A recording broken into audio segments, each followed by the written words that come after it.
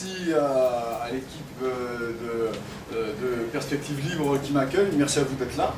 Alors mon objectif pour ce soir n'est pas de vous faire un exposé roboratif sur l'ensemble de la problématique des frontières et des territoires, mais c'est plus d'essayer de vous donner à la fois le goût de cette question à travers le Moyen-Orient et surtout aussi de vous donner quelques pistes, quelques clés parmi les très nombreuses clés qui permettent d'entrer dans la question des frontières. D'essayer aussi de déminer quelques pièges, quelques choses trappes qu'on nous tend en permanence dans les médias et d'essayer d'apporter un peu de nuance. Donc voilà, ça sera le but de mon propos pour les 3 quarts d'heure qui viennent. Alors commençons sans attendre, je déteste les introductions. Moyen-Orient, frontières anxiogènes et frontières mémorielles. Cette image tirée d'une vidéo de Daesh était s'imposer puisque c'est lorsque, en 2014, à El Kaïm, l'un des postes frontières entre la Syrie et l'Irak, l'État islamique, entre guillemets, a brisé, soi-disant, l'une des frontières héritée de Sykes-Picot. Alors à partir de cette image, je vais essayer de voir où est le réel, où est la manipulation, quelle est la nature des frontières que l'on peut trouver dans ce Moyen-Orient et quelles sont les erreurs éventuellement à ne pas commettre dans l'analyse. Tout d'abord, un parcours ancien, qui sera peut-être un peu long, mais pour là aussi goûter, se rendre compte de la nature très ancienne des frontières auxquelles nous assistons depuis le XXe siècle et voir ce qu'elles étaient auparavant. Donc un premier parcours vraiment très très historique.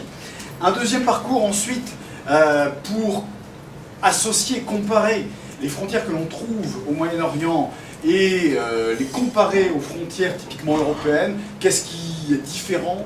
Qu'est-ce qui est particulier au Moyen-Orient? Et enfin, pour voir comment, notamment aujourd'hui, toutes les frontières et les espaces font l'objet d'une utilisation, on pourrait dire, d'une manipulation politique, ce qui nous amène aussi forcément à beaucoup de prudence, évidemment, sur l'avenir, et je me risquerai à évoquer quelques prospectives possibles pour les années 2020. Alors là, c'est le côté Madame Irma, mais quand on s'enracine dans l'histoire, et quand on est prudent, Madame Irma se trompe rarement. Enfin, découvrons cette région d'anciennes lignes de fracture, avec tout d'abord l'idée que les équilibres géopolitiques au Moyen-Orient, en fait, on retrouve très souvent le même type d'équilibre. On a l'impression que ce qu'on vit aujourd'hui est inédit, on a l'impression que ce qu'on vit, c'est une espèce de chaos indescriptible, où même des alliés idéologiques comme l'Arabie Saoudite et le Qatar se déchirent désormais. On a l'impression que rien ne suit une certaine logique. Eh bien, en réalité, il y a des structures géopolitiques récurrentes dans ce Moyen-Orient dont j'aimerais évoquer quelques touches. Et alors, tout ce que je vais vous faire ce soir, ce sont que des focus pour tenter de décrypter une ligne directrice. Pour avoir l'ensemble de la ligne, je vous invite évidemment à acheter un livre qui parle de tout ça de façon très détaillée. Donc, je ferai de temps en temps des petites pauses publicitaires, vous m'excuserez bien sûr. Le premier type de structure géopolitique du Moyen-Orient qui est récurrent, c'est ce qu'on peut appeler l'unification impériale. Le Moyen-Orient, depuis la préhistoire et l'Antiquité, a vécu des parcours réguliers où une puissance unificatrice parvient à dominer l'ensemble des espaces habités. Cette puissance est souvent une puissance de type totalitaire. C'est le cas avec les Assyriens, l'Assyrie au 7e siècle avant Jésus-Christ, et on peut le dire, une puissance totalitaire d'une violence inouïe, avec des pratiques de déportation systématique et de mise en esclavage de dizaines et de dizaines de peuples pour nourrir les villes d'Assur et Ninive, qui sont les grandes capitales de l'Empire assyrien. À cette unification impériale est toujours associée une conquête territoriale, et à la conquête territoriale, un objectif idéologique. Les Assyriens ont un double principe idéologique, c'est la vénération du culte suprême à Assur, et c'est la puissance de l'ethnicité. Selon les unifications impériales, évidemment, le substrat idéologique change, mais on retrouve très fréquemment ce principe unificatoire par un principe idéologique. Et ce que vous remarquez peut-être déjà, c'est que l'extension d'Assur, des Assyriens, correspond à peu près à l'extension maximale de Daesh à la fin 2014. C'est une originalité, et on y reviendra tout à l'heure, parce que vous verrez qu'on le retrouve périodiquement. Autre unification impériale, évidemment, par Alexandre le Grand au IVe siècle avant notre ère, unification par l'Ouest, qui succède à une unification par l'Est, assurée par les Perses. Donc, deux séries d'unification impérialistes, et toutes les deux ont une prétention universaliste.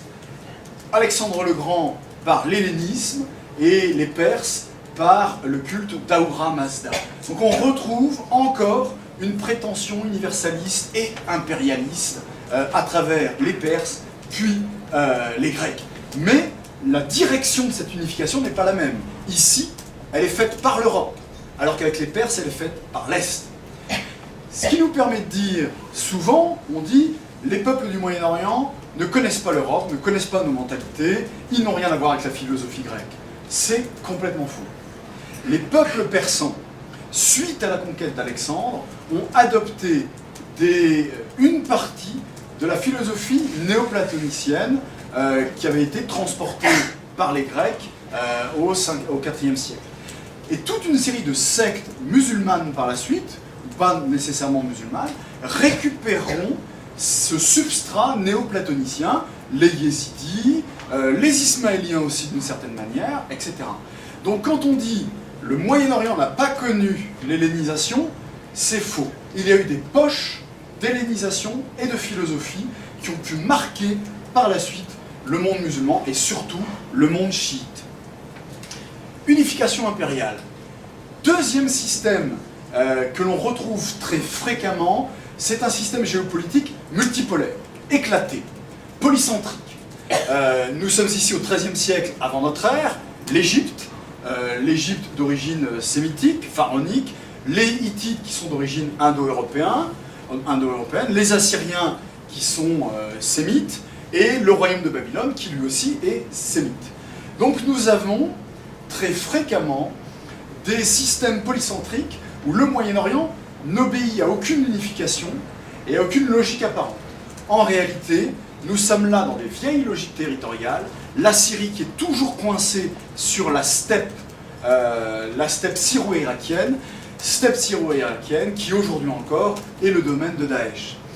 La basse vallée de l'Irak et de la Mésopotamie, où on a eu, à partir du IXe siècle et jusqu'au XIXe siècle, la principale implantation des populations chiites dans la partie est du Moyen-Orient.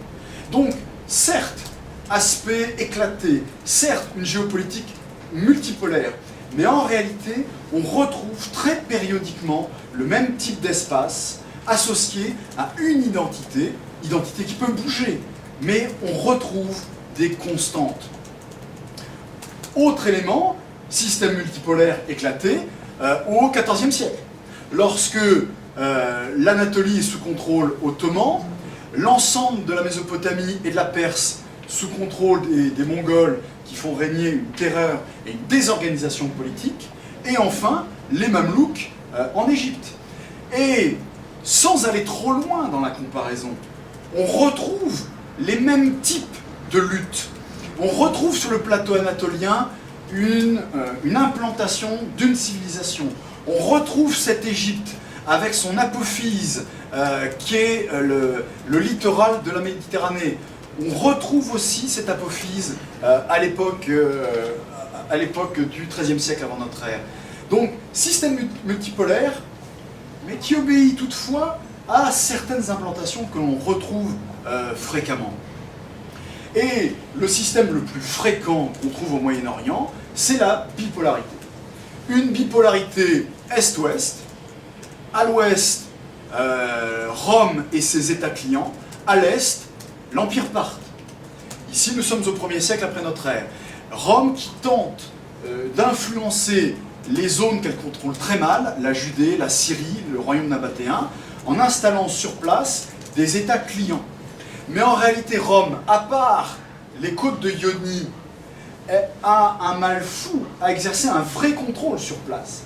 C'est pour ça que Rome est obligée de déléguer sur place son autorité à des royaumes clients, qu'elle fédère très difficilement, qui ont tendance à retrouver leur indépendance, et donc que Rome punit, réprime, elle modifie les découpages géographiques de leurs États clients et donne le nouvel État client qui vient d'être redécoupé à une autre dynastie, par exemple les Asmonéens.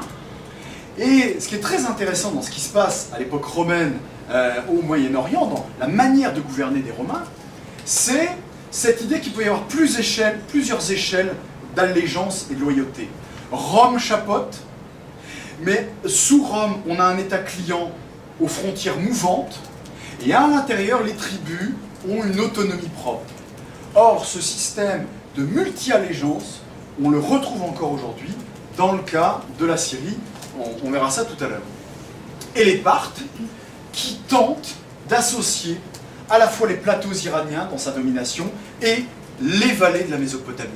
Or, ce lien entre les plateaux iraniens et la Mésopotamie est un lien indissoluble entre guillemets, mais qui va être brisé au fur et à mesure, et qui va être brisé notamment à l'époque califale. Mais ce lien a été très fort, et c'est la raison aussi pour laquelle, aujourd'hui, sans trop tirer sur la corde, on a ces liens de population chiite entre le Bas-Irak et les plateaux persans. Donc il y a une fraternité territoriale très ancienne entre l'Irak et l'Iran. Donc une bipolarité. Et les espaces intermédiaires, la frontière passe où? Elle passe dans les plateaux kurdes et elle passe dans la vallée de l'Euphrate. Plateaux kurdes et vallée de l'Euphrate qui sont aujourd'hui l'objet des plus gros combats. Pendant toute l'époque du 1er jusqu'au 4e siècle, c'est dans cette zone que se font tous les combats. Autre système bipolaire, mais qui, vous voyez, ressemble comme deux gouttes d'eau précédents, Byzance orthodoxe face aux Sassanides, Mazdéens et Persans. Et là aussi, la frontière passe quasiment aux mêmes endroits.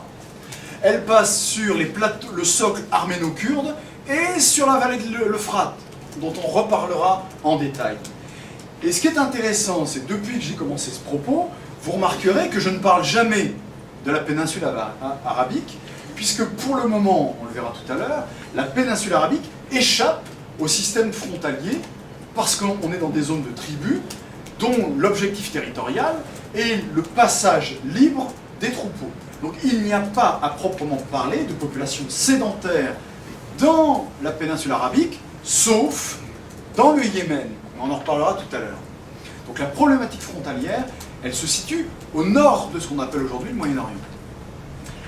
Bipolarité Est-Ouest que l'on retrouve à l'époque moderne et qui s'associe non seulement à une bipolarité de territoire, mais à une bipolarité ethnico-culturelle et religieuse. À l'ouest, l'Empire ottoman, sunnite, hanafite, et à l'est, l'Empire perse, chiite, dans la domination de la monarchie safavide, qui a fait du chiisme duodécimain la colonne vertébrale et intellectuelle et culturelle de la monarchie. Donc deux États, deux empires. Où est la frontière? Ça, c'est fondamental. Vous voyez que tout à l'heure, je vous parlais de la frontière entre la frontière de cette bipolarité qui passe du côté de l'Euphrate. Désormais, la frontière passe près des monts Zagros, c'est-à-dire que la vallée de la Mésopotamie est entrée dans le giron de l'Ouest, entrée dans le giron ottoman. Et cette brisure est fondamentale. On a une bipolarité, avec une fracture méridienne, mais la fracture méridienne s'est déplacée de 500 km vers l'est, ce qui crée un traumatisme pour les populations du sud de la Mésopotamie, qui étaient toujours beaucoup plus liées à l'Iran qu'elles ne l'étaient à l'Empire ottoman.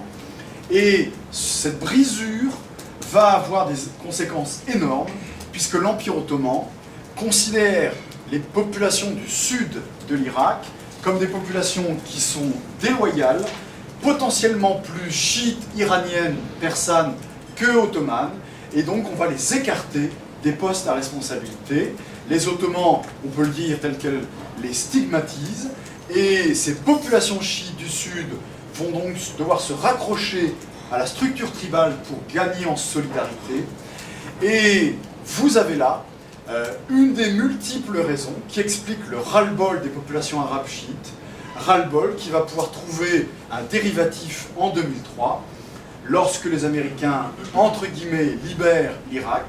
À partir de 2004, ils permettent aux populations chiites d'Irak de retrouver une place politique en Irak. Et donc vous voyez que cette mise de côté des chiites, très très ancienne, est l'un des effets de cette bipolarité. Bipolarité nord-sud, avec évidemment l'Empire byzantin au nord et la conquête islamique à partir du 7e, 8e siècle. Et vous voyez qu'ici, la bipolarité, elle se situe entre une zone au nord, une zone au sud, un empire au nord, un empire au sud. Là aussi, la dimension ethnico-culturelle, idéologique, religieuse est fondamentale. Du coup, en fonction des types d'empires et des types de systèmes géopolitiques, on retrouve le même type de frontières qui reviennent régulièrement. Par exemple, lorsque vous êtes sur une bipolarité Est-Ouest, on retrouve toujours ces trois frontières. La frontière du Haut-Euphrate, la frontière qui va de Erzurum à Mossoul, ou la frontière au piémont des monts Zagros. Eh bien, ces trois lignes, on a l'impression qu'elles sont consubstantielles aux systèmes impériaux, aux équilibres géopolitiques qu'on trouve au Moyen-Orient. La frontière du Moyen-Euphrate est exactement la frontière de guerre aujourd'hui en Syrie entre le bloc kurdo-arabe soutenu par les Américains et le bloc régime de Syrie soutenu par les Américains. Le piémont des monts Zagros, frontière irako-iranienne, frontière sunnisme, et la frontière Erzurum-Mossoul. Vous allez me dire, il n'y a pas de pays, il n'y a pas de frontière, mais bien sûr que si. Aujourd'hui, on est là dans l'axe de reconquête par la Turquie de l'espace kurde de Turquie. Donc, sont-ce des hasards? En tout cas, il est clair que ce sont des lignes que l'on retrouve en permanence. Qu'on avait cru mettre de côté, parce que la plupart de nos analystes, et enfin surtout nos journalistes, commencent l'histoire du Moyen-Orient en 1916 à Sykes-Picot. Et ça, c'est une erreur tragique. Autre frontière, quand je vous parlais de ces empires, de ces systèmes géopolitiques nord-sud, eh bien, à ce moment-là, où passe la frontière latitudinale? Eh bien, soit aux limites du désert, ici, soit à la frontière Antioche-Mossoul, qui est la vieille frontière des Hittites, la vieille frontière de l'empire de la présence démographique turque, la vieille frontière turco-syrienne aujourd'hui, ou alors elle passe au mont Taurus. Mont Taurus, vieille frontière, Byzance, islam, ou encore c'est la vieille frontière des États croisés au nord, etc., etc. Donc vous voyez, c'est des systèmes géopolitiques qui reviennent en permanence. Alors, je vais faire, si vous permettez, un focus. Parce qu'on ne va pas parler de toutes les frontières. Je vais prendre la vallée du Haut-Euphrate. Parce qu'elle est extrêmement révélatrice de ces lignes qui ressortent, qui ressurgissent.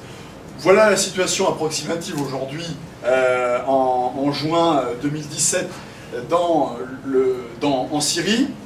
Le front des FDS, du Front démocratique syrien, des milices kurdes et arabes soutenues par les frappes américaines, Daesh en gris, les soi-disant rebelles en vert que vous voyez aussi ici autour de la région d'Idlib. Je vous vois sourire. Attention, j'ai bien dit rebelles. Donc les soi-disant rebelles, entre guillemets, dans ces trois poches principales, et la zone du gouvernement syrien en rouge. La vallée du Haut-Euphrate. Allons dans le détail, reparcourons rapidement l'historique de cette vallée du Haut-Euphrate, et vous verrez que finalement la situation aujourd'hui n'est pas si nouvelle qu'il y paraît. Le Haut-Euphrate est d'abord, sur le plan du relief, une zone, un axe de raccord entre la basse vallée de la Mésopotamie et les plateaux anatoliens. C'est-à-dire, c'est un axe structurant qui rejoint deux univers naturels, deux univers économiques, et qui passe, vous voyez ici, dans une zone de steppe, aride ou semi-aride, où seul ce ruban vert apporte de la démographie, de l'urbanisation et des possibilités économiques. En dehors de ce ruban vert, nous sommes dans la Jezireh, nous sommes dans le désert dans la steppe syro-irakienne, et on est dans une zone caillouteuse où ne pousse quasiment rien. Donc, le Haut-Euphrate, on est là dans une zone très étonnante, une zone majeure, un axe majeur entre deux univers de relief, entre deux univers économiques et pastoraux. Le nord, qui est arbusif, qui peut être cultivé, le haut plateau céréalier, et le bas qui est très irrigué, et en plein milieu passe ce corridor vert qui ne peut être irrigué que sur à peu près 5 à 10 km de large. Et tout autour, la zone que vous avez en crème, couleur crème, c'est la steppe complètement aride. C'est pour ça que ce Haut-Euphrate a toujours été si stratégique. Il a toujours été une pénétrante des empires sémites vers les espaces indo-européens qui étaient au nord. Le monde indo-européen est un monde, dans la préhistoire, qui est un monde de hautes montagnes et de plateaux, alors que le monde sémite est un monde de grandes vallées et de steppes désertiques.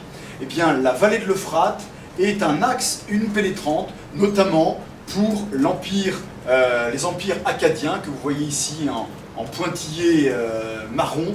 Les empires akkadiens tentent d'envahir le monde indo-européen par la vallée de l'Euphrate. Et cette vallée de l'Euphrate est ponctuée de places fortes ou de villes qui ont pour but justement d'être des relais commerciaux entre le monde des basses vallées et le monde des hauts plateaux. Et cet axe, on le retrouve pendant toute l'histoire.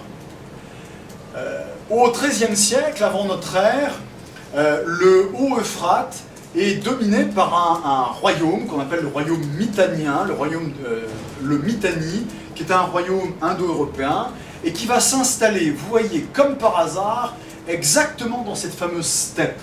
Cette steppe à travers laquelle passe ce ruban vert. Et le royaume mitanien parvient à enfoncer un coin entre les deux puissances que sont les Hittites et l'Égypte. Le royaume mitanien correspond quasiment aux frontières de la Syrie, qui elles-mêmes correspondent quasiment aux frontières de Daesh.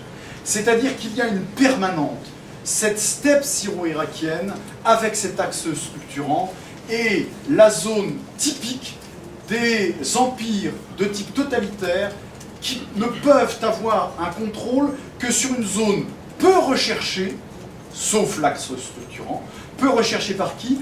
Par des empires qui lui font face. L'empire hittite, entre guillemets, la Turquie. L'Égypte, entre guillemets, l'Égypte.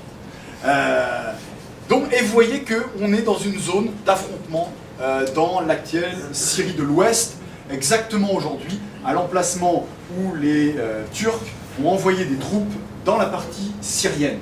Le No Man's Land, le Non-ISIS Flying Zone qui a été mis en place en 2015 à l'initiative de la Turquie et des Américains, correspond exactement au territoire convoité à l'époque par le royaume du Mitanni.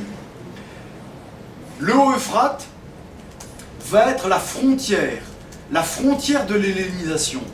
Entre le 4e et le 2e siècle avant notre ère, les Macédoniens installent, multiplient les fondations urbaines pour acculturer cet univers moyen-oriental.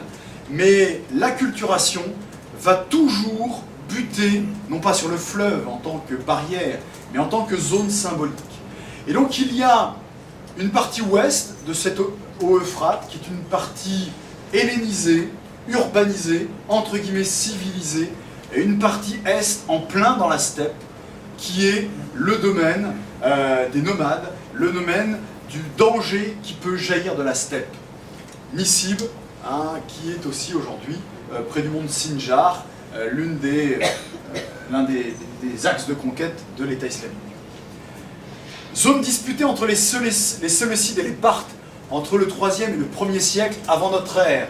Et vous voyez que notre Moyen Euphrate, en fait, constitue d'abord l'une des zones maximales des Séleucides, puis lorsque les Séleucides vont réussir à récupérer une partie du territoire, là aussi, l'Euphrate sert d'axe structurant, tandis que les Bédouins menacent aux frontières. Le Haut-Euphrate est aussi l'axe de la résistance romaine contre les Parthes. C'est exactement le long de l'Euphrate, avec la grande forteresse de Doura Europos et la forteresse de Palmyre, que les Romains tentent de protéger leur frontière, qui est une frontière de marge. Et dans ces frontières de marge, on tente de protéger l'arrivée d'empêcher l'arrivée des Parthes, avec toute cette zone intermédiaire qui est en permanence conquise, perdue, reconquise, etc.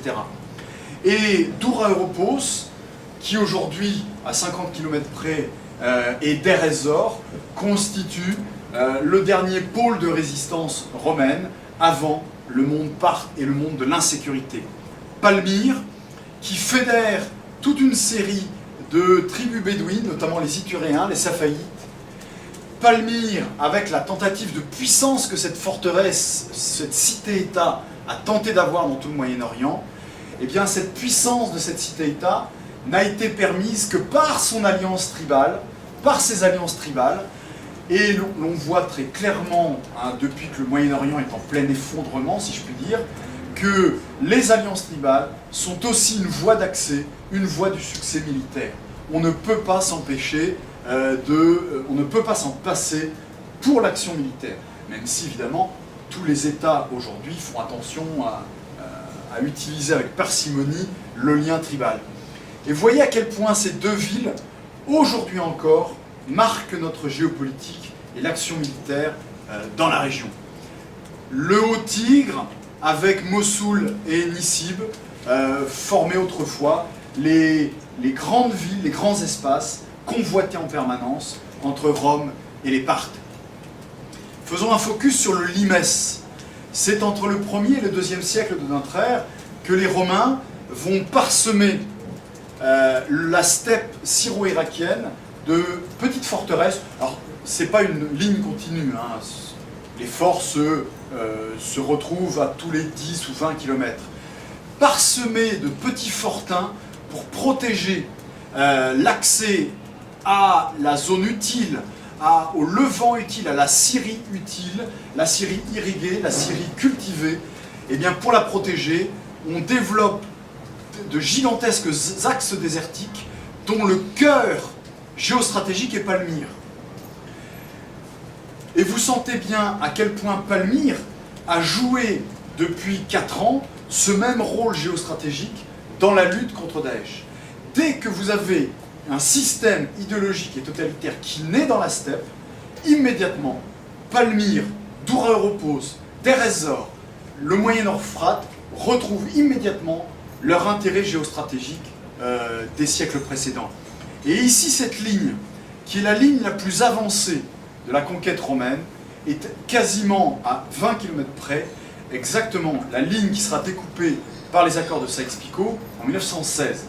C'est-à-dire que lorsque l'on dit que Sykes-Picot est une ligne créée sur le désert sans aucune résurgence historique, c'est complètement faux.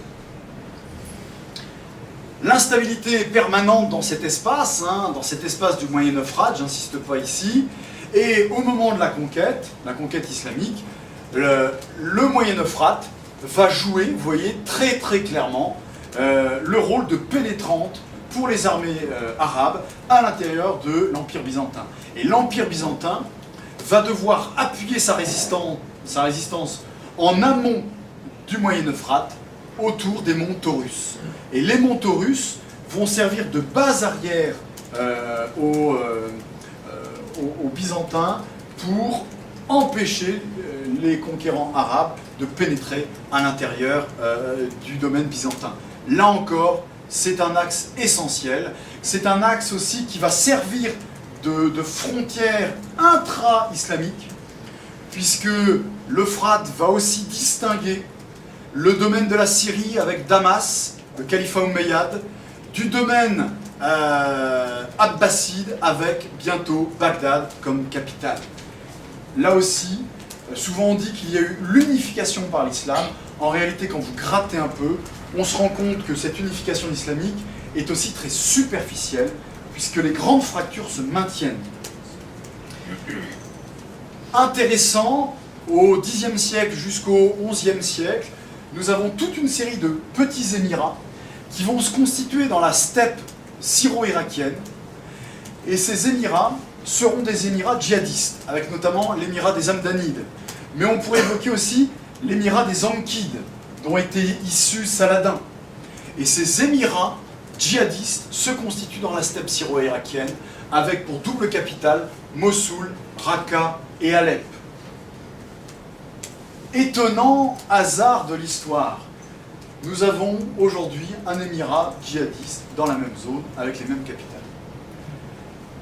Vous voyez, en fait, on n'en finirait pas de montrer à quel point ce moyen Euphrate, là encore, au XVe siècle, zone de séparation entre l'Égypte sous contrôle mamelouk, l'Irak sous contrôle mongol et les Ottomans avec les Seldjoukides de Roum, toujours les mêmes axes majeurs. Alors, vous voyez, ce premier point avait pour but de montrer à quel point l'histoire est fondamentale. On a ici, avec le Haut-Euphrate, un excellent exemple de frontières récurrentes qui se réveillent, qui explosent aujourd'hui sous nos yeux. Alors, les frontières ici ne répondent absolument pas au modèle classique. Je pense que vous l'avez compris. Sykes-Picot, les accords qui ont brisé le Moyen-Orient. Vous avez détruit le Moyen-Orient. Vous avez partagé ce Moyen-Orient pacifique. Ce Moyen-Orient où tout le monde s'aimait. Ce Moyen-Orient où l'islam parvenait à faire l'unité. Vous avez brisé le Moyen-Orient par des frontières linéaires.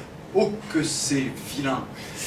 Regardez comme elles sont laides, ces frontières qui détruisent des sociétés, qui séparent plus exactement des déserts. La frontière de Sykes-Picot, ce qui est absolument vrai, c'est que plus qu'un découpage, puisqu'en fait le Moyen-Orient, vous l'avez compris, a connu tous les 50 ans un nouveau découpage. C'est pas nouveau qu'on découpe le Moyen-Orient, ou qu'une puissance extérieure découpe le Moyen-Orient. C'est totalement fréquent. Qu'est-ce qui est nouveau? C'est que l'Europe ait prétendu que ses frontières seraient de même nature que les frontières européennes. C'est-à-dire des frontières de type westphalien, du nom de la paix de Westphalie. Une frontière westphalienne, c'est lorsque vous avez une ligne qui est délimitée, qui est structurée, qui est vérifiée par des géomètres, et qui fait l'objet d'un accord international validé par un droit international. Ça, c'est une frontière westphalienne. Et en 1918-1920, lorsque on a appliqué les accords de Sykes-Picot, on a effectivement voulu croire que nos types de frontières pouvaient être téléportés sur place comme si de rien n'était. Or, il n'en a rien été. C'est là notre plus grave erreur. Et on a voulu croire que les États qu'on allait créer seraient des États-nations. Double erreur. Et s'il faut critiquer Sykes-Picot, ça n'est pas tellement sur la nature de ce qui a été fait du découpage. Vous avez séparé telle tribu de telle tribu alors qu'ils étaient frères depuis des millénaires. C'est pas tellement ça le problème. Parce que telle ou telle tribu avait déjà été séparée auparavant. Le vrai problème, c'est l'intrusion de concepts de sciences politiques qui étaient complètement étrangers. Sykes-Picot, d'abord, n'a jamais été appliqué tel quel. Je vais me permettre de défendre Sykes-Picot, c'est mal, il ne faut pas faire, mais je vais le faire quand même. Pourquoi? Parce que ce ronronnement qu'on entend en permanence contre Sykes-Picot est aussi une manière de montrer que nos problèmes viennent de l'extérieur. Avant, on s'entendait tous, et c'est vous les Européens qui avez brisé notre unité, donc la cause était... Et c'est aussi une manière de dire, c'est aussi la faute des Juifs. Puisque Sykes-Picot valide le principe de l'installation du sionisme et de la protection par les Britanniques du sionisme. Et donc si vous dénoncez Sykes-Picot, c'est une manière de dire que tout vient des Juifs. Donc sur ces deux côtés-là, il faut toujours se méfier des critiques de Sykes-Picot qui sont évidemment à double tranchant. Alors, d'abord, Sykes-Picot n'a jamais été appliqué tel quel. Vous avez ici en bleu les frontières de Sykes-Picot pour la Syrie, et voyez ici en violet la frontière finale, l'état final qui a été décidé pour la Syrie. Puisque Sykes-Picot n'était pas applicable en l'état en 1918. Donc on a refait un nouveau découpage, mais en s'associant cette fois-ci avec des comités locaux, des comités syriens, des comités libanais, et il y a même eu des négociations entre Britanniques et les Turcs, et les Kurdes aussi. Donc autant Sykes-Picot 1916, c'était un arrangement entre Européens, alors que l'application qui en a été faite a été un aménagement. Aménagement en prenant l'opinion, pas de tout le monde, bien évidemment, mais de certains comités soi-disant représentatifs. D'abord, donc un accord qui n'a pas été appliqué tel quel. Ensuite, une partie de l'accord était demandée par les populations. Les maronites du Liban voulaient effectivement les frontières telles qu'elles ont été définies, voulaient ce qu'on appelait le Grand Liban. Et le Grand Liban a été tout à fait validé par les populations de l'actuel Liban. Donc il faut toujours nuancer. Par exemple, la province de Mossoul, qui a été attribuée aux Britanniques. Les Turcs voulaient la province de Mossoul, mais les Kurdes de la province de Mossoul ne voulaient absolument pas être sous contrôle des Turcs. Donc vous voyez, quand on dit vous avez brisé une harmonie, non, toute une série de populations voulaient un autre système. Et le nombre de révoltes anti-ottomanes avant la Première Guerre mondiale était extrêmement important. Un autre découpage n'aurait pas abouti à mieux, puisque les communautés ne sont pas séparables à cause du mélange des populations. C'est pareil pour la Macédoine, c'est pareil pour la Bosnie-Herzégovine. La seule manière dont la Turquie a pu créer un État-nation, c'est par le nettoyage. Il n'y a que comme ça qu'on peut créer un État-nation, de la même manière qu'en Bosnie. Donc imaginez que ce monde aurait pu être découpé de façon harmonieuse, gentille. Ouais, mais what to do? On fait comment? Avec qui? Ou alors on crée des États non viables, des États de la taille d'un département. On crée l'État des Alaouites, comme la France avait essayé de le faire à un moment, mais ce sont des États non viables, économiquement. Donc des frontières westphaliennes qui sont impossibles. Mais toutefois, nuançons quand même, il y a, de toute évidence, quelques frontières qui peuvent se rapprocher du westphalien. La plus ancienne des frontières dans la région, c'est la frontière entre l'Empire ottoman et l'Empire perse, qui a commencé à être fixée en 1750 et qui globalement a été fixée au traité d'Erzurum en 1847. Donc il y a une frontière ici, quasiment bornée, quasiment précisée, qui a été parcourue par des géomètres dès le 19e siècle, et on sait ce que c'est. Il y a deux empires, il y a deux États, des États multiethniques, multireligieux, mais on a une frontière qui ressemblerait effectivement à quelque chose de l'ordre du westphalien, avec des accords internationaux. Ils n'ont pas eu besoin des Européens pour faire des accords internationaux. La frontière entre le Yémen du Nord et l'Arabie Saoudite, qui a commencé à être négociée dès 1914 jusqu'en 1934, une frontière qui là aussi n'a pas eu besoin des Européens, et aussi la frontière du Sinaï qui est assez ancienne. Donc il y a possibilité que les États, ou ce qui ressemblerait le plus à des États ou à des puissances, s'autogèrent et construisent eux-mêmes leurs propres frontières sur un modèle qui n'est pas le modèle westphalien, mais qui pourrait s'en rapprocher avec des manières de faire locales. Alors là, malheureusement, vous ne voyez pas très bien, mais j'ai recensé ici tous les lieux mémoire. C'est un autre aspect très important. Il y a des frontières qui sont physiques, ou des frontières qui sont des zones, mais il y a, et c'est pour ça que j'ai utilisé le mot seuil dans mon livre, il y a des frontières qui sont mentales, et qui sont parfois aussi anxiogènes, est aussi importante qu'une vraie frontière. Et ces frontières mentales, qui sont parfois des lieux, qui sont parfois des lignes, peuvent déclencher des conflits sans bornes, autant qu'une invasion militaire. Et ce sont l'ensemble de ces lieux qui sont marqués par l'histoire. Évidemment, la ville de Kerbala, marquée par le sacrifice de l'imam Hussein, avec son tombeau. Dès qu'un attentat se passe à Kerbala, c'est un bouleversement pour la population chiite. Autre cas classique, la ville de Damas, où on accueille à la fois la tête de Saint Jean-Baptiste, l'un des tombeaux chiites prestigieux, le tombeau de Noureddin, qui a été un grand chef zankide, etc., etc. Tous ces lieux sont chargés. Évidemment, le plus chargé, c'est Jérusalem. Mais parmi d'autres, dès que vous touchez politiquement à ces lieux, il y a une frontière mentale qui se dégage, qui s'enclenche, et vous risquez de déclencher d'immenses problèmes. C'est le cas pour le projet américain de déplacement de l'ambassade de Tel Aviv à Jérusalem. Ce serait une catastrophe symbolique pour le Moyen-Orient. Catastrophe symbolique, dont les conséquences, on les paierait sur les 30, 40 prochaines années, voire plus. Donc il y a des lieux mémoire, des lieux qui concentrent la mémoire et qui peuvent la faire imploser. Deir ez-Zor, à quelques kilomètres, si je puis dire, de Doura Europos, cette plateforme militaire romaine. Deir ez-Zor, qui a été l'une des villégiatures des califats abbassides. Deir ez-Zor, qui a été le lieu d'aboutissement, terminus, des colonnes d'Arméniens qui ont été déplacés dans le désert ou dans la steppe par les troupes turques. Deir ez-Zor, où le travail final contre les Arméniens a été fait par les milices kurdes. Les milices kurdes qui ont participé au génocide des Arméniens. Et donc vous comprenez que lorsque, si vous êtes un chrétien d'Orient, si vous êtes d'origine arménienne, et que dans les journaux en permanence on entend parler de Deir ez-Zor, c'est un très mauvais souvenir.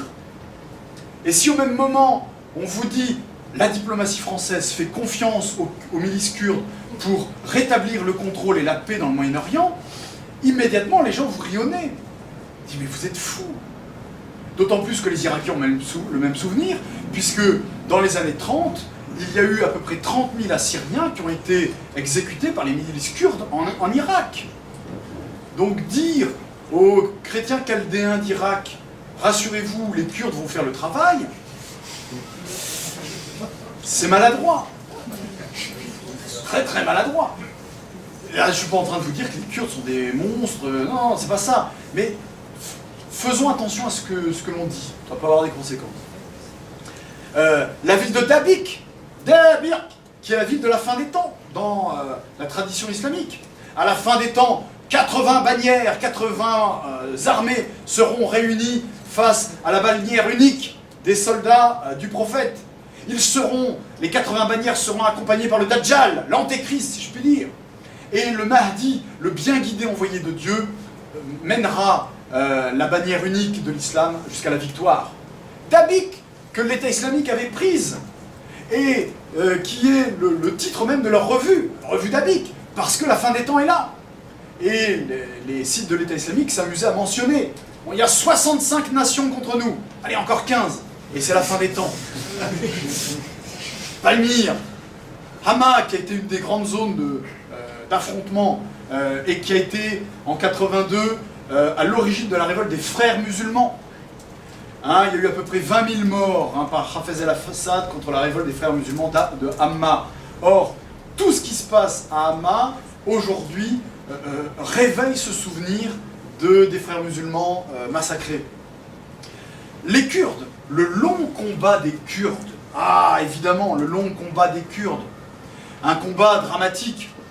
Au Moyen-Âge, vous avez ici une carte, au Moyen-Âge, les Turcs avaient autorisé les Kurdes à créer 4 grandes principautés. Et les Kurdes avaient été placés en bordure de l'Empire ottoman. Vous voyez ici une carte des années 1914. Et les principautés kurdes étaient en bordure face à la Perse. Et les Kurdes, on leur avait donné une autonomie principauté en échange de faire, entre guillemets, les mercenaires pour protéger les frontières de l'Empire ottoman. Sauf que voilà, que se passe-t-il? En 1856, l'Empire ottoman se réforme, c'est ce qu'on appelle les Tanzimat, et les Tanzimat décident d'égaliser toutes les communautés. Maintenant, chrétiens, juifs, arméniens, musulmans seront gérés par leur propre communauté, et il n'y aura plus de hiérarchie entre les communautés. Du coup, l'Empire ottoman a supprimé les principautés des Kurdes. Vous n'avez plus à avoir de principauté, puisque maintenant, toutes les communautés sont unifiées. Et donc, les Kurdes, au milieu du 19e siècle, ont perdu leur principauté, leur autonomie, leur fierté. Et qui leur a reprise? Les califes ottomans vers lesquels ils avaient toujours été obéissants et serviables, voire serviles. Première trahison des Turcs. Deuxième trahison turque vis-à-vis des Kurdes, c'est après la Première Guerre mondiale, la Turquie est complètement réduite, écrasée par les Européens. Les Européens qui promettent toutefois aux Kurdes une petite zone, ici en rouge, qui sera prélevée sur l'espace réservé aux Turcs. Donc en fait, les Européens jouent sur les deux tableaux. Ils réduisent le territoire turc et promettent une partie de ce territoire aux Kurdes. Sauf que voilà, que se passe-t-il? Mustafa Kemal réunifie le monde turc et parvient à écraser les troupes occidentales, les troupes grecques, les troupes russes et les troupes kurdes qui s'étaient montées pour défendre le Kurdistan. Deuxième trahison turque contre les Kurdes. Vous ne nous avez pas permis d'avoir notre État. Nous avons peut-être là l'une des raisons qui explique le dynamisme militaire kurde et le fait qu'ils n'ont confiance en personne. Ils n'ont pas confiance dans les Turcs qui les ont trahis deux fois, entre guillemets. Ils n'ont pas confiance en nous, qui nous leur avions promis un État, nous ne leur avons pas donné, en tout cas on ne l'a pas défendu. Et les Turcs n'ont aucune confiance dans les Kurdes depuis cette époque, puisque les Kurdes n'ont pas accepté de s'intégrer dans la grande nation turque. Donc, vous voyez, là aussi, quand on prend la longue distance, il y a des éléments qui s'éclairent. Aujourd'hui, la population kurde, ici en vert clair, en vert foncé, le Kurdistan qu'ils n'ont jamais eu, le Kurdistan qu'ils aimeraient avoir en Turquie, mais vous comprenez que pour les Turcs, il est hors de question de leur céder. L'avenir dans cette zone-là est forcément à la guerre. On ne voit pas comment la Turquie accepterait de lâcher de l'autonomie aux Kurdes dans la zone du Kurdistan turc. Nous avons eu toute une série de révoltes dans la zone perse du Kurdistan, et les Kurdes, pendant tout l'entre-deux-guerres, ont mené des révoltes pour avoir leur autonomie en Perse, en Iran. Aujourd'hui, où est-ce que les Kurdes pourraient avoir un peu d'autonomie? Sans doute dans le nord de l'Irak, très certainement en Syrie, absolument pas en Turquie. Là, la guerre va être sans pitié. Et aujourd'hui, on a de plus en plus d'attentats kurdes dans la zone du Kurdistan iranien. C'est-à-dire qu'il est fort possible que des puissances étrangères arment et aident les révoltes kurdes en Iran. Alors, on ne sait pas qui, évidemment. Pour déstabiliser l'Iran, qui, je vous le rappelle, est un pays très vilain, qui refuse la démocratie et qui veut avoir la bombe atomique pour envoyer la bombe atomique sur tout le monde. Il ne faut pas le faire, c'est très vilain. Non, blague à part, on sait très bien que la politique iranienne n'est pas de détruire le monde entier, bien sûr. Mais la déstabilisation du Kurdistan iranien serait une bonne chose pour certains pays. Voilà la situation actuelle chez les Kurdes. Ils ont une autonomie administrative dans le Kurdistan irakien grâce notamment à leur lutte contre Daesh. En septembre prochain, ils ont annoncé la tenue d'un référendum pour l'indépendance. Comment peut réagir l'Irak, le gouvernement irakien, face à cette indépendance? Forcément mal. Donc ça ne peut que mal se passer ici. Les Kurdes de Syrie, de ce qu'on appelle le Rojava, sont parvenus à élargir leur territoire. Ils sont capables de négocier avec Bachar el-Assad pour obtenir une autonomie administrative, et Bachar el-Assad sera sans doute prêt à le faire. Et du coup, les Kurdes de Syrie jouent sur tous les tableaux. Ils jouent sur le fait qu'ils sont aidés militairement par les Américains, et ils jouent sur le fait qu'ils peuvent éventuellement négocier avec Bachar. Et vous l'avez compris, en Turquie, l'avenir n'est pas très gai. Mais toutefois, souvent on parle de solidarité kurde, il n'y a pas de solidarité kurde en Irak, puisque le PDK et l'UPK se font quasiment la guerre, et qu'il y a même eu des ciblages du PDK fait par la Turquie avec l'aide de l'UPK. Donc quand on dit qu'il y a une unité ou le désir de créer un vaste ensemble kurde, en réalité ça ne correspond pas à ce qu'on voit sur le terrain. Je vais en terminer parce que sinon on n'en finira jamais. Donc vous comprenez bien que cette longue distance, ces identités mouvantes, ces identités à plusieurs échelles, elles sont l'objet d'une utilisation. Et c'est là où nous, on doit aussi se méfier quand on dit « Ah bah, un tel réagit comme ça parce que c'est un chiite arabe » ou « un tel a telle attitude parce que c'est un sunnite chafite », il faut aussi prendre nos distances avec ça. Il y a une utilisation des identités dans la région. Et une utilisation aussi des frontières. Par exemple, lorsque l'on regarde la frontière sud de l'Arabie Saoudite, on se rend compte qu'il y a un premier essai de négociation pour fixer la frontière ici en 1914 entre les Britanniques qui contrôlaient le Yémen du Sud et l'Arabie Saoudite au nord, enfin qui n'était pas l'Arabie Saoudite à l'époque, mais qui était une zone de domination tribale menée par Ibn Saoud. Et donc, dès 14, on tente de fixer des lignes dans le désert. La ligne dans le désert, c'est pas une invention européenne. Dès 1914, Saoud et les Britanniques se mettent d'accord pour fixer une limite. Et au fur et à mesure des années, on va progressivement définir la frontière yéménito-saoudienne. 1934, le petit morceau ici dans la Tirama. 1937, la ligne en bleu. 1935. Ah, en 1935, c'est intéressant. Les Britanniques demandent à Saoud de limiter ses prétentions à la zone en rouge. Mais Saoud, lui, réclame, vous voyez ici en vert, affrontement. Et selon quels critères Saoud réclame la ligne verte, puisque au XVIIIe siècle, mes ancêtres avaient l'autorité sur l'ensemble des tribus qui étaient ici. C'est-à-dire qu'au XVIIIe siècle, lorsqu'il fallait payer la zakat, l'aumône, eh bien toutes les tribus ici payaient l'aumône à mes arrière-arrière-grands-parents. Donc Saoud utilise le souvenir des tribus pour réclamer une frontière fixée. Alors que cette frontière fixée, elle pouvait correspondre aux tribus du XVIIIe, mais les tribus en 1935 ont changé de zone, et puis de toute façon leur zone de pâturage ne correspond absolument pas à une ligne. Donc vous voyez que derrière la fixation de la frontière, il y a aussi des mythes. J'utilise la tribu pour fixer mon espace territorial parce que c'est par la tribu que j'ai mon autorité, quelle que soit la réalité tribale à l'époque où je suis. Vous voyez, toujours beaucoup de méfiance. On gère les identités en fonction de son propre intérêt. Des territoires à géométrie variable. Aujourd'hui, vous le savez, le Yémen a quasiment implosé. Vous avez le Yémen du Nord qui a retrouvé sa vieille frontière d'avant 1990. En 1990, les deux Yémens ont fusionné. Mais aujourd'hui, avec la guerre, le Yémen du Nord a presque retrouvé sa frontière. Vous l'avez ici en rouge, la frontière actuelle, et en pointillé, la frontière d'avant 90.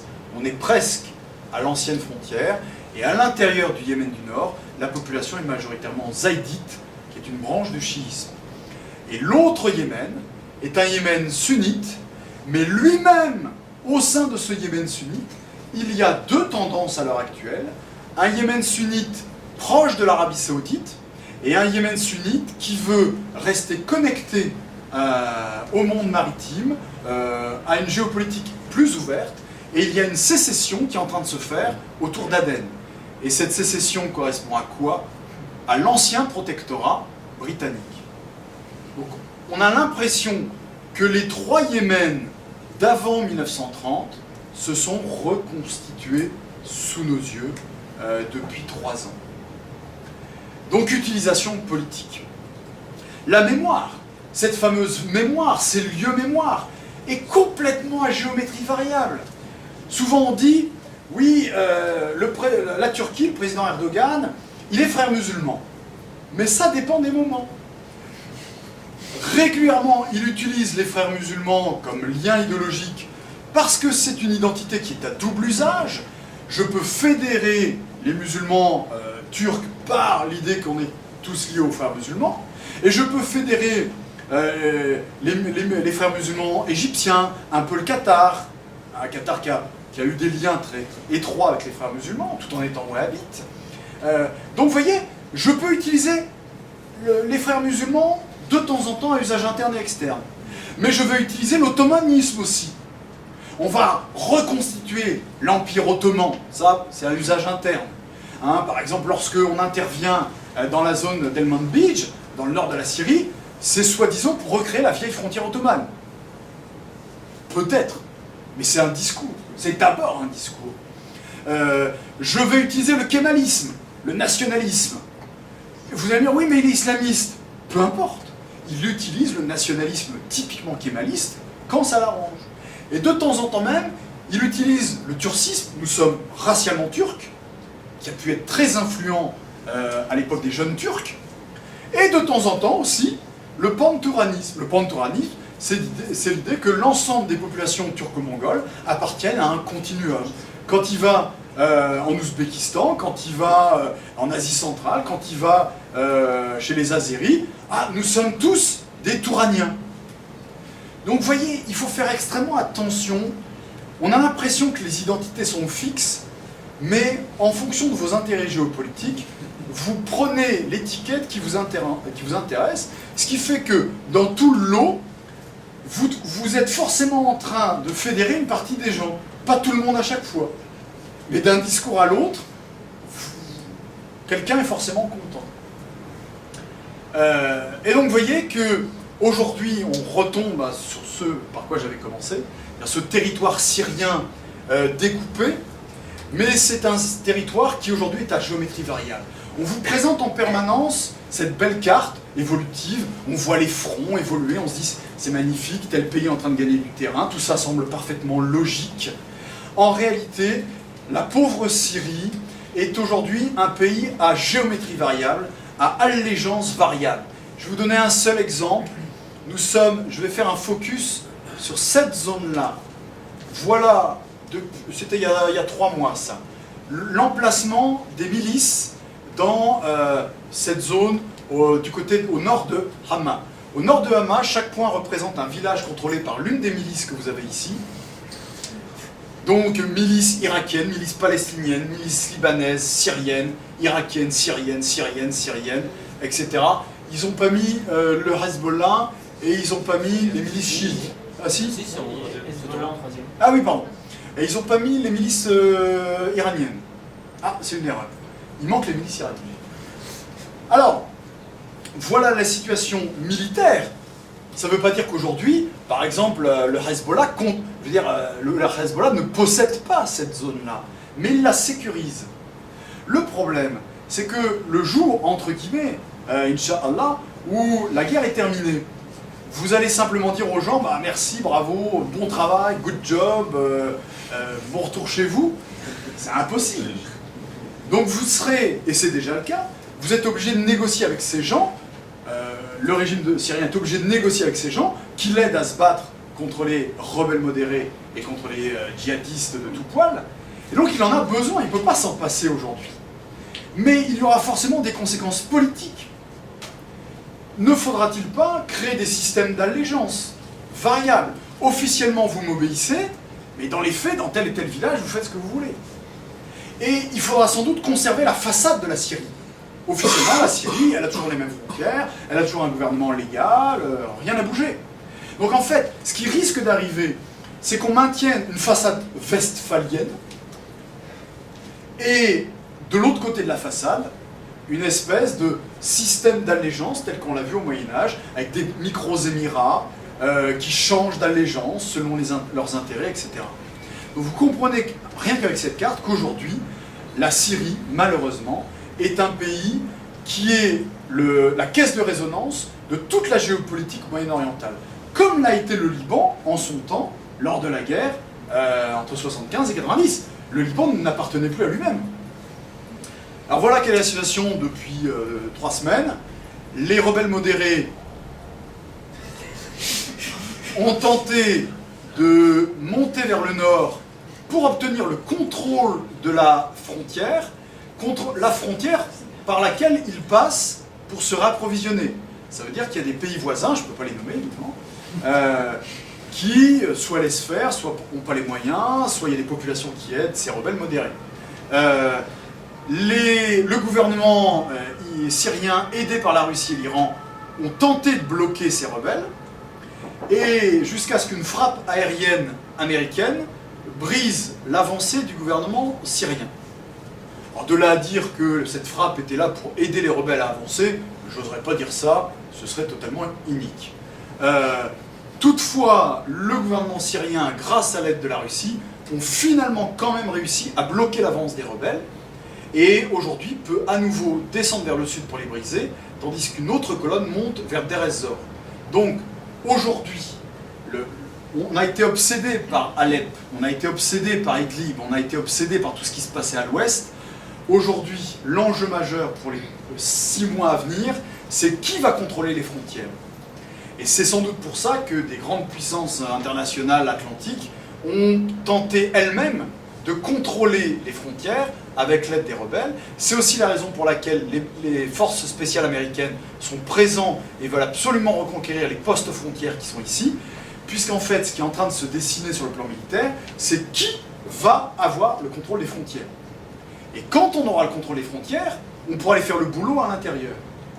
Donc côté américain, les kurdo-arabes font le boulot à Raqqa et Deir ez-Zor.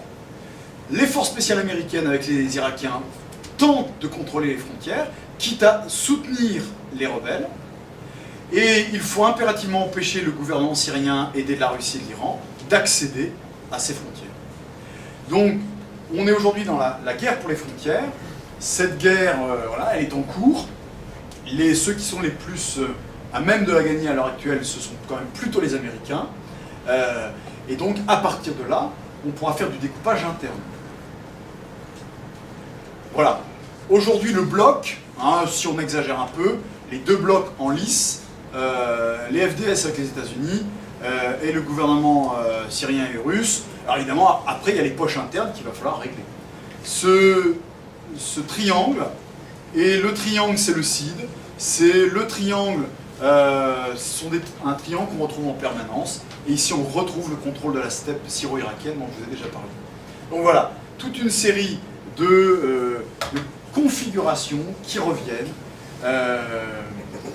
Alors, que peut-il se passer dans l'avenir? Bon, évidemment, je ne suis pas Madame Irma, bien évidemment, je n'en parlerai pas, ça m'évitera d'être ridicule, hein, si ça n'arrive pas.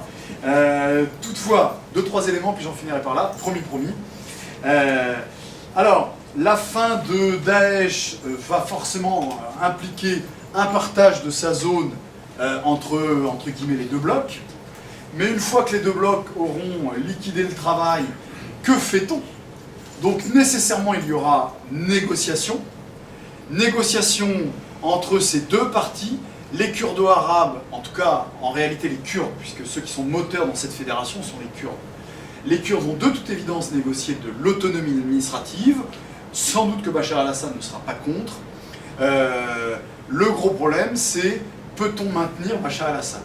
Il est fort probable que les Russes s'accommoderaient d'un départ de la tête, remplacé par un membre de la famille éventuellement ou de son groupe, et si on faisait partir la tête, l'honneur serait sauf. Et on pourrait maintenir une unité syrienne. Mais comment négocier entre ces 2 blocs pour maintenir l'unité syrienne? Sans doute, en fait, que tout tourne autour du symbole Bachar al-Assad. Sans doute. Ce qui est sûr, c'est qu'aujourd'hui en Syrie et en Irak du Nord, jamais les milices chiites et l'Iran n'auront été aussi présentes, aussi puissantes. Certains parleront de facteurs de déstabilisation, d'autres parleront de facteurs d'exaspération de la politique américaine. Quel est l'avenir des relations entre les Kurdes et les Arabes? C'est pas gagné, évidemment. Les Kurdes en Irak iront-ils jusqu'au référendum d'indépendance? Hein, et là, on en parlait tout à l'heure. En tout cas, ce dont nous sommes sûrs, il y a 2 points dont on est sûr, c'est les Arabes sunnites vont continuer à être humiliés, c'est évident, d'autant plus que leurs anciens alliés saoudo-qataris en ce moment sont divisés, donc l'aide parvient moins facilement. Donc humiliation prolongée des Arabes sunnites. Et un dernier groupe dont tout le monde se fout, c'est les chrétiens d'Orient. Les chrétiens d'Orient, leur sort a quasiment été réglé, on n'en parle plus. Donc voilà, ça c'est une des hontes de la géopolitique actuelle. Éventuellement, de temps en temps, il y a des think tanks américains qui proposent que tous les chrétiens d'Orient viennent au Canada ou aux États-Unis pour les protéger. Voilà.